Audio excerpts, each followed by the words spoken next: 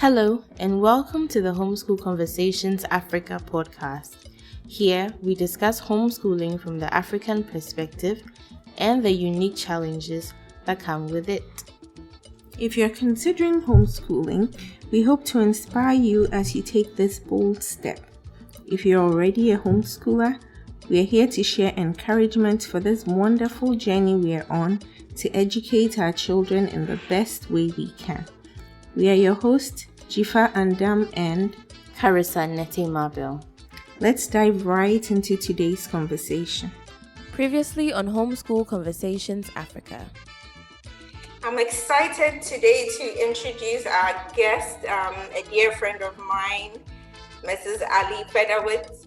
Ali and her family are American missionaries who've lived in Ghana for the past 14 years. She's a veteran homeschooler, and I got to meet Ali when I first joined the Accra Homeschool Group a few years ago. I don't think a long school day is what we need. We don't need to mirror what's happening in a traditional classroom. And we should be. But that's so difficult, isn't it, Ali? Yeah. I don't know. Well, maybe not for you, but for me, it's so hard. I find that I have to fight this battle every day because I want them lined up and at their seats and working. Okay, what's the next subject? Drill master, let's go.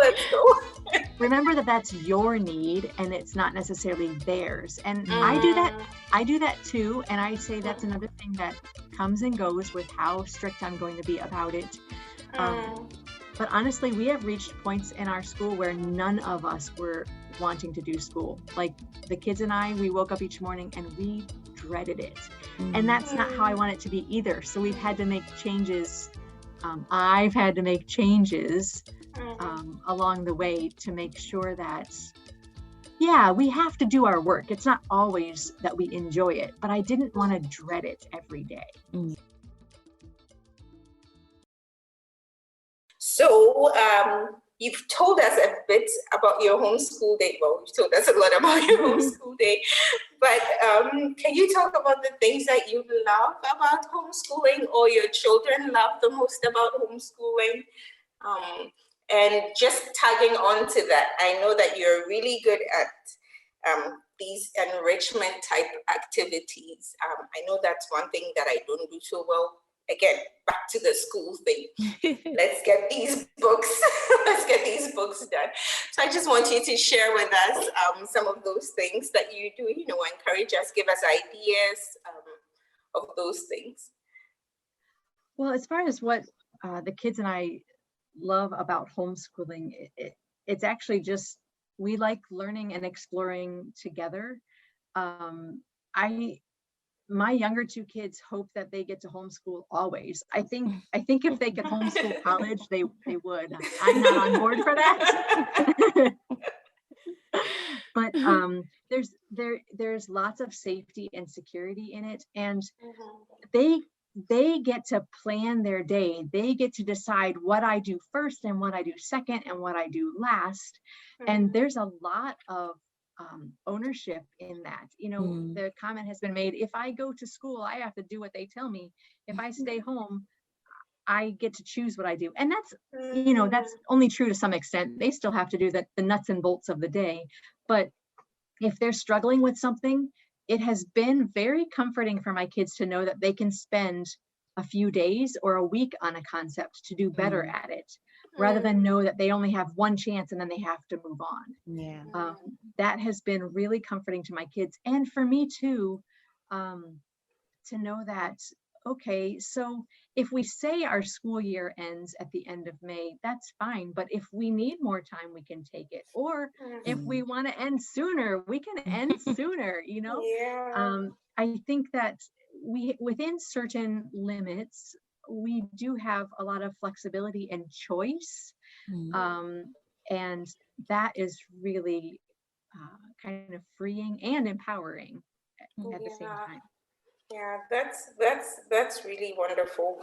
I like the part that you talked about allowing them to kind of own their day. And I know your kids are older now, but I don't think you just started. And I think that that's something that as homeschoolers we should think of doing more often, instead of just giving them, if you allow, with anything really, if people feel like they have buy-in, they're more likely to do it and to enjoy it better. So that's good encouragement.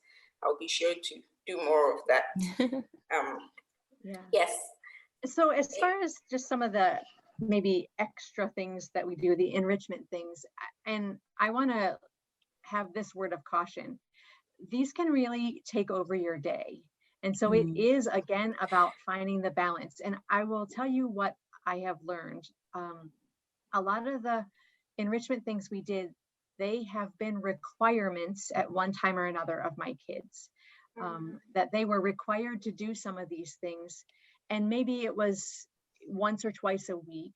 But then after a time, when it became something that they became better at, then it became an option. So I introduced something and we practiced it, whether it was an everyday thing or a once or twice a week thing.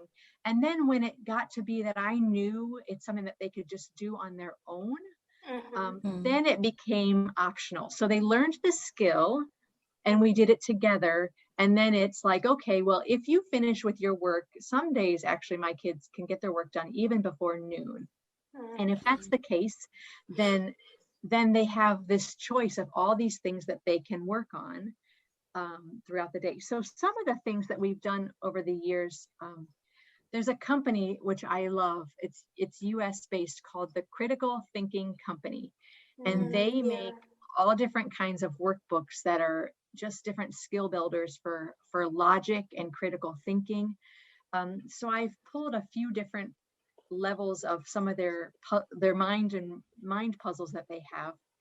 And those were something that my kids had to do twice a week. They had to do whatever book it was that I had for them. And that's something that has now become something that they do. It's really for fun. Hey, Mom, can I do a mind benders puzzle? Hey, Mom, can I do an analogies? So it went from something that was required to something that they get to choose from in the end. And Ali, we're going to ask you for maybe the website, because I'm sure people would want to know where to find these. Yes. So Sure. we'll ask Ali and we'll put the information down for you so you can have it. Some other things that we've done is, especially approaching Christmas time, is I really cut back on our core curriculum, and we focus on making gifts for our family and our friends. I found that kids really need to be taught how to give gifts. Right? When they start out, they'll come bring you a dead flower or even a dead frog, right? Here, Mom, I found this for you. And that's great when they're 3, but by the time they're a little bit older, I wanted to teach my kids, okay, we think about the other person and what does that person like? And then we think about what we have. So is it going to be a gift that we purchase? Is it going to be a gift that we make? And so, when their hands were littler, we did things together. Maybe we baked cookies to give to somebody as a gift. One time we worked all together as a family. Everybody made an ornament out of felt. And it was a themed gift about the fruits of the spirit. And everybody made a fruit of the spirit out of felt. And we gave that as a gift to a friend to decorate their Christmas tree. So that's nice. That's lovely. My kids have learned sewing and crafting and knitting skills just because we kind of take a break and we make that our focus as part of our school. We have spent time in the kitchen learning how to use all the different kinds of knives properly, how to cut and prepare fruits and vegetables, how to cook rice. Most importantly, how to clean up. We're still working on that. I remember there was a time where the kids were cooking dinner like one day a week or something.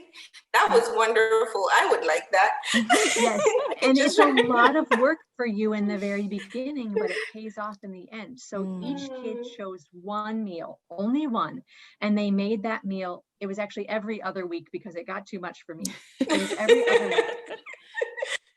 And they got to pick it. So then by the third time they've made this meal, they can do it on their own. And so that's smart. So it's the same meal. Okay, so they just keep practicing. Practicing. That makes a lot of sense.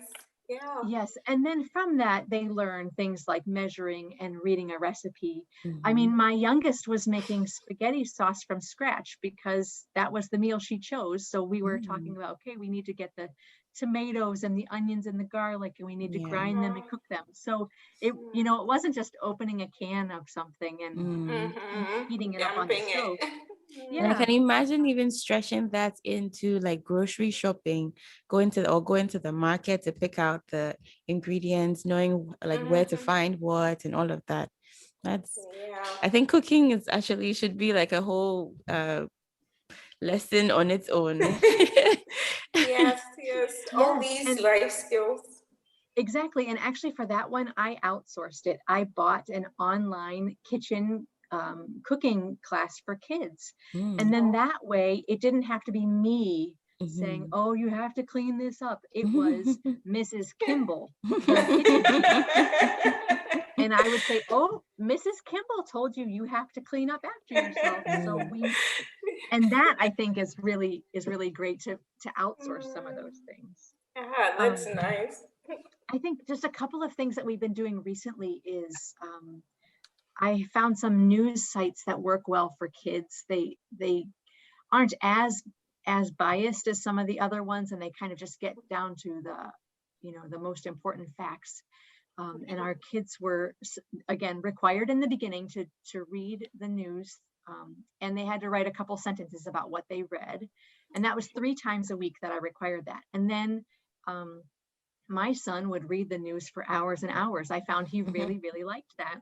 Wow. So then I didn't require it anymore, and he still checks the news, and he talks to me about, oh, this was the anniversary of the tsunami in Japan, and oh, I heard this happen. And so then it really opens up conversations. That's really good, and it's an important skill to have. Read the news, discuss it, analyze it. I guess you can talk about it as a family, and it's just a nice way to introduce some topics that you otherwise might not talk about. That's great. I think it's really hard to talk to kids about world events, and sometimes having kind of a neutral way to do that. So if he sees a headline, and it can spark a conversation, and then we can talk about, well, some people say this, and then some people say this, and we can kind of talk about both sides about it, and maybe then our kids can also start to determine, okay, but where would I be on this spectrum? Very important. And start developing those skills. So that's a thing that we are doing currently is, current events. And another thing I'm really working on is playing more games. That's fun. Yes, it's fun, but there are skills being built, beyond just learning how to be a good winner or a good loser. Right? And we have some sorrow losers. Tell me about it. And sometimes I'm one of them. But there's skills to be built, strategy. There's always something with math in there somehow. And so my kids, they're actually even though we've been doing this for a while, when I say, well, why don't we play a game? They get this look of surprise, like, we're allowed to do that? Is that in the school day? Yes, absolutely. It's in the school day. My kids would love that. And then they'll want it every day. And what is wrong with that? There's nothing wrong with that. And you can even be very specific about choosing your games because you want it to build a skill. And you can be hands-off, right? Sometimes I need to be hands-off. I need to let them learn things without me orchestrating it for their benefit and for mine. I cannot put all that energy into it all the time. So there's a game called Quicks. It's a dice game, and it involves lots of math, and you need to have color recognition in there as well. And it's a fast game. You can play it in maybe about 20 minutes. And so sometimes I play with my kids, and sometimes they play on their own. There are even one-player games, and they tend to be more logic-based games. But then they can, if they're done with their work and you don't want them disrupting a sibling, they can play a one-player game. So sometimes I'll set out games in the morning. I'll just set them out on the table and hope that they notice and say, oh, I want to play this game. That's and fun. sometimes they don't. Sometimes they don't play games either. Currently, my games are hidden in a because I give them hope because I've bought like 3 Monopolies because all the pieces get everything is missing. Yeah. So, but yes, I'm so encouraged. I'm so encouraged, hearing all of this. I think. I wonder if my kids are listening. They'll say, "Hey, Mom, Ali." Mrs. Federwitz lets her kids play games, Mom. Yes. No, but we certainly, those are all very encouraging. I'm sure people listening are, taking notes and seeing ways, because these things are important. These are the things that the children will remember truly, not what they did in math. These wonderful times together. That's what will stick with them. Yes, the other things are important, but these are the ones that stick with you and you remember all your life, and build those relationships. So they are very important. Thank you. Thanks for sharing on those. Any more? We are still taking notes. We can as many as you can give us. Yes, there are definitely more. I've done things where we're doing vocabulary building. Again, that would have been something from a workbook. And we've done typing practice where my kids have gotten pretty good at typing, and that's a very necessary skill. I should say that we are not a family that just allows our kids to use devices and the internet freely. We've been pretty conservative with that. So even though, kids are texting and everything, that's something that my kids aren't really into, but typing is a skill that is very necessary in our digital age. So they've been doing that. Coding, they've been working on coding in the past. We've done some things with robotics as well.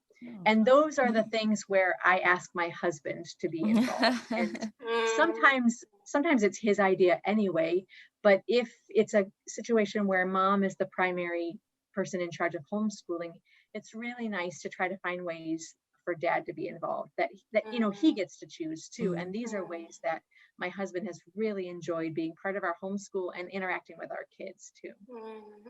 That's so true. That's so true. And another way is what you had mentioned earlier about like listening to audiobooks together. We just started doing that with everybody because, prior to COVID, Paul would be at work most days of the week. Right. But now he gets to work from home a couple of days, and on those days we listen to an audiobook together. It's kind of nice to have that one thing that we can all talk about, so that's always nice.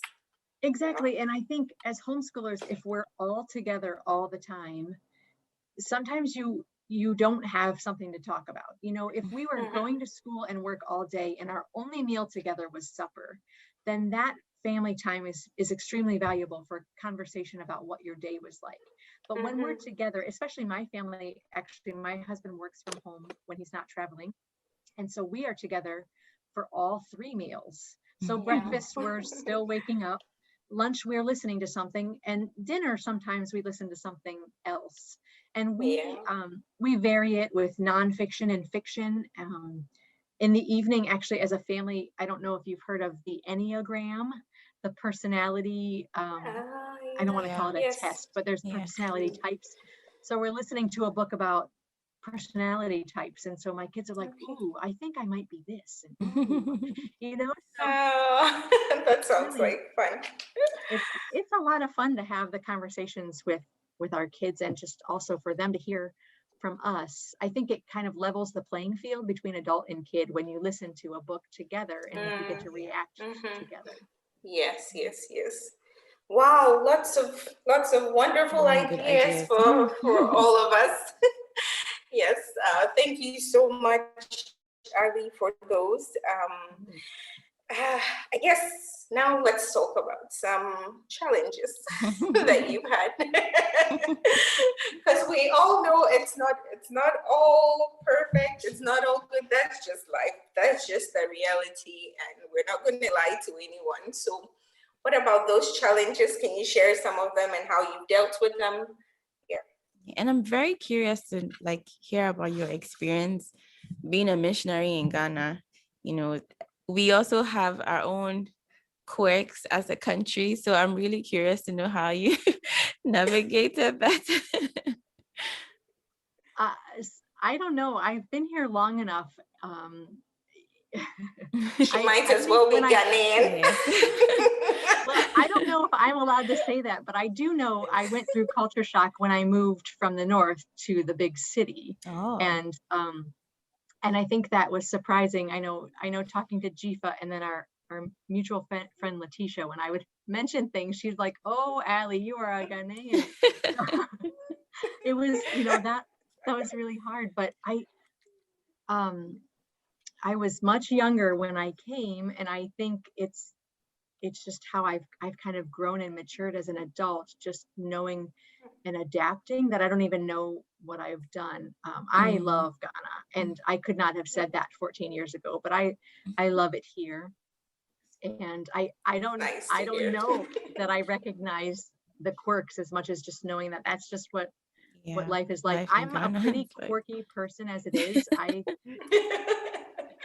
Right, Jiva? I'm a pretty quirky person, so I feel like I can just roll with it a little bit.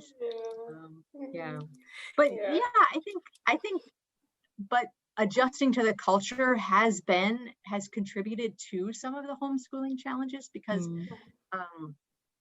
there are so many things that happen that are unexpected. Things take an entire day when you think that they should take maybe an hour. And that would not be the case in the US. However, the benefit for me is that we came, like I said, my oldest was a baby, and then we had our other two kids. So it's really what I've known as the mom. I've not experienced long-term life in the US as an adult. I mean, granted, I grew up there, but being the one in charge of a household, I never did that in the US. I established my household here, and learned how to do that here. And the children have all grown up in Ghana, really. Yes. Yeah, they really have.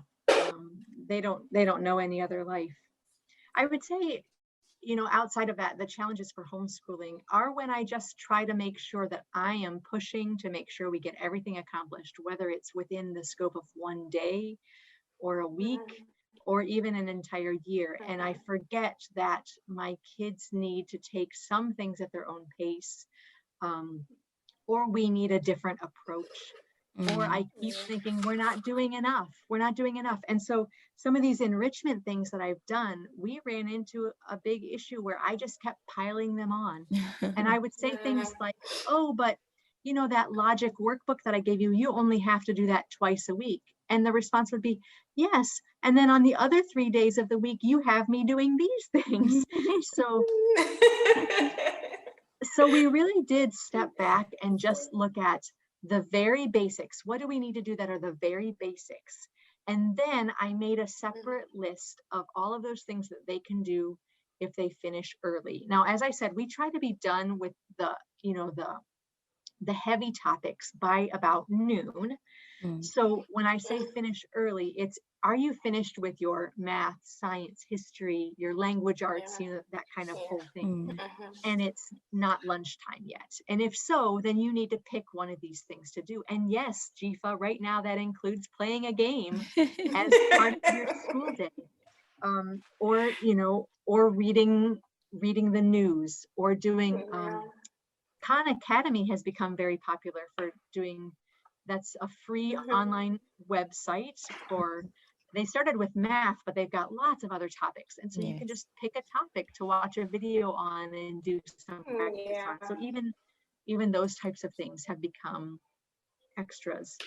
I have certainly been bogged down in managing a toddler while I'm trying to teach, other children. And you wonder, did I get anything done today?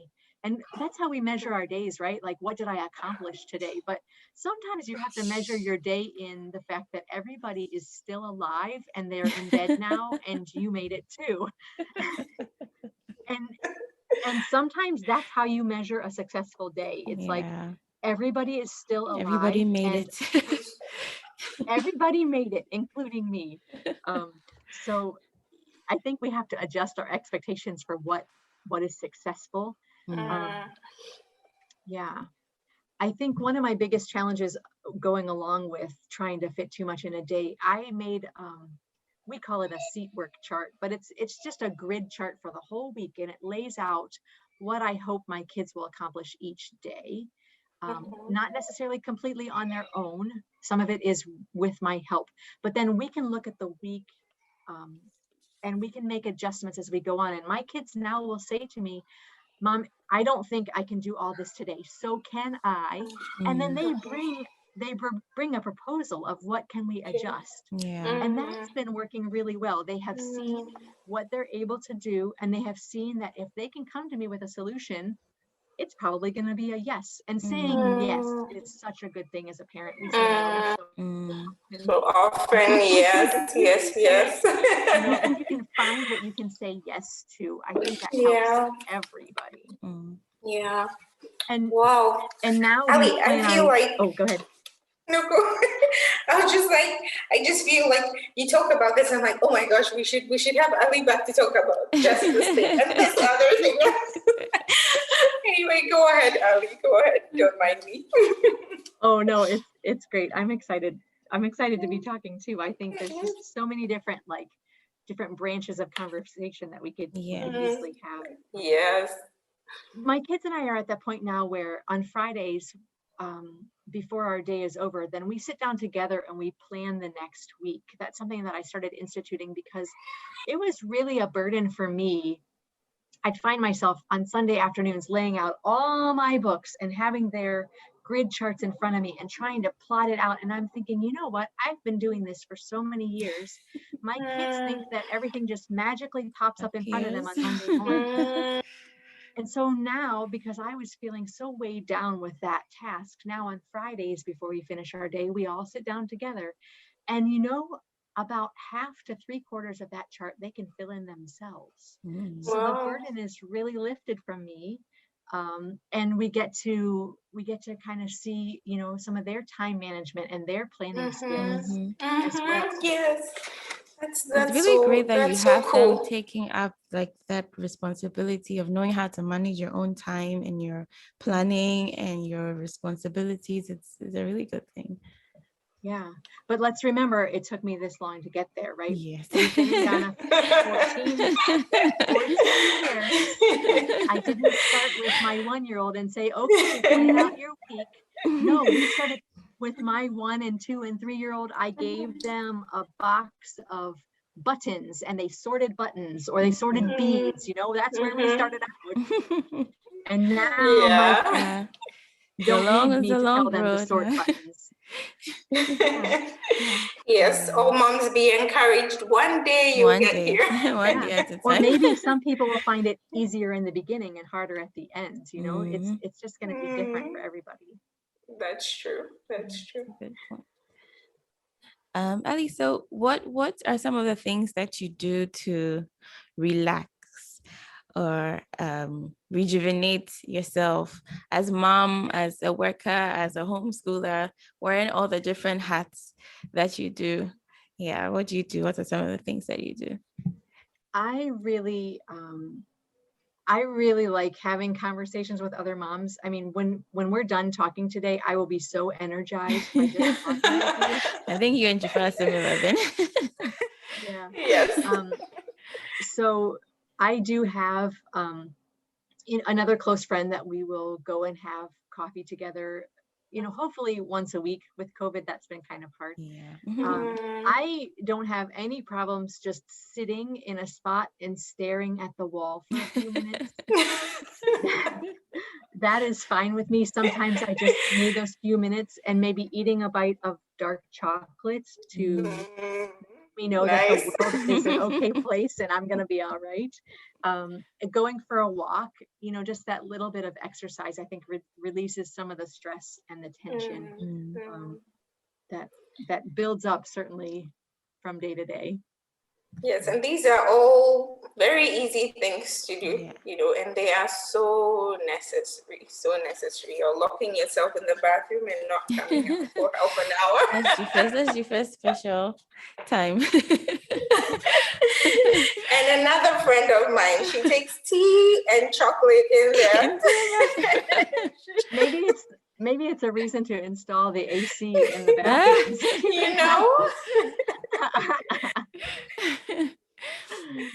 Ali, have you also had challenges getting curriculum into the country? Maybe what solution have you found for that?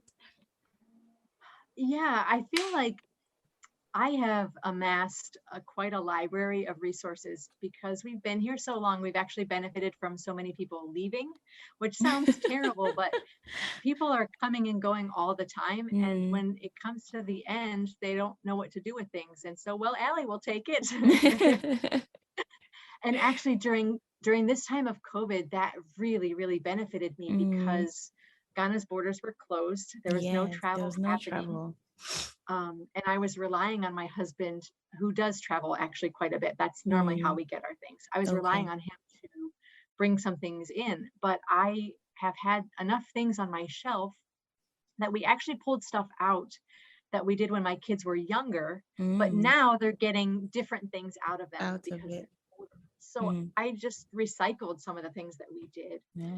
We do have a homeschooling group here in Accra that we can share resources with. And now the way the internet is and the way you can just download things, I feel like now at the touch of a button, you can have an entire curriculum, downloaded or printed or whatever, more so than in the past. But even when my kids were really little, I would collect any books I could, no matter if they were for little kids or older kids, because it was just a precious resource, and you didn't know when you would get your next books. That's true. So some books that I have now, I've had for my entire 14 years, and just now my kids are old enough to open them read. and read. That's a good point. I mean, it's typical, and especially in Ghana, you go to a shop, you find something really good, and then the next day you're like, oh, I'll get to the next day, and then by the time you go, it's no longer there. So I guess that's a good point. Okay. So do you have a home library? I'm guessing by now it's extensive. It's extensive, and we're actually now working to the point of trying to find those little kid books and maybe pass them on to the next person. But yes, my books could take over my life. I think I have about 1,200 kids' books at my house right now. Wow. I used to catalog them. Start a library. Yeah, come on over. That's amazing. Okay. I guess we're just about wrapping up with this interview. Maybe we would have to have you come back again to do a part 2 or part 3 or 4, maybe. I know, so many things so many different things we could pick up on. I would love to. I would love to. Yeah. So do you have any advice for new homeschoolers and your fellow homeschoolers who've been doing this for a while now? I think some of this is recapping a little bit of what I've said is, you don't have to do every school subject all at once. You can pick and choose. There's a season for everything. Maybe you heavily focus on science for a few months, and then you heavily focus on history for a few months, and maybe that's all you're able to do. And to do everything within one day can feel quite daunting. I'd say don't be afraid. If something's not working, don't be afraid to stop doing it and figure out what it is that you would really like to do. You don't have to check off a box. You don't have to do all the pages in a book. I think personality, counts a lot here. As to whether that gets done or not, you know. You know what? Then you have to get that book out of your house so that you don't see it and you don't think you never finished it. You have to get it out of your house. Yeah. Yeah. And I think, like I said, something can be done just for a season. Another friend of mine, she always said just 15 minutes. And I loved that. She's like, just do something for 15 minutes. So don't dwell on it for hours and hours. Just try to do a few things for a short amount of time throughout your day. And I really took that to heart, especially when things were a struggle for my kids. I'm like, you know what, let's just do this for 15 minutes and then we'll stop and we'll try it again tomorrow. And then little by little, we were able to do more than 15 minutes. But that was really freeing for me. We don't have to hammer it into our kids' heads. Just do a little bit. I must take that advice to heart, because when we've had like 3-hour math days, you know, and I always feel like we must finish this. And then at the end, like, I'm exhausted, she's exhausted. It's just a bad day. Yes. So 15 minutes. I will do that just at the time, and yes, another day. I mean, I keep having to remind myself, why are you homeschooling? You're homeschooling because of the great flexibility it gives you. That's one of the biggest reasons. So take advantage of that, you know, use it. Yeah. And we're fostering a love of learning. Yes. We're not fostering a need to accomplish things. A love of learning will serve them so much better in life than knowing they finished a book. So true. I think I'll listen to this podcast like once a month after this, just to remind myself of these things. Oh, Ali, is there anything else? Thing else you'd like to share with our listeners? It's been wonderful, really. I mean, we could go on and on, but I guess we have to stop somewhere. You have a life to live. So we have to let you go. Yeah. I think just get started. Just pick something and just get started and see where it leads you. Yeah, and grow and change along with your kids. You don't have to start out one way and only stick that way. Homeschooling, I think, can be such a great thing for families. And I maybe to throw this one thing in here at the end, you know, and it's also not for everybody. My oldest daughter now does go to school, and that was a decision we made with her as a family. And we just decided this is not the right thing for her anymore. And we started sending her to school, and that is okay too. Like my worth and my value is not wrapped up in whether homeschooling works for her or not. Now we are all so happy. She's happy, we're happy. And my younger two are still homeschooling. So not to start a new topic, I just also want to say, you know, it's okay if you think you're homeschooling for life and it's not that way, that's also okay. You have to treat each kid as an individual and decide what is the right thing at the right time. That is such wonderful advice. Such great words of wisdom. I told you she was wise. Oh, thank you so much, Ali. Yes, for making the time to come and talk to us. Yes, I'm sure our listeners have benefited greatly, and we'll do well to get the links, all the information for all the different resources Ali referred to when she was talking. But thank you guys once again for joining us. Thanks for tuning in. Another hour or so has passed, and we're just having fun. Yes, thank you all, and see you on another episode. God bless you.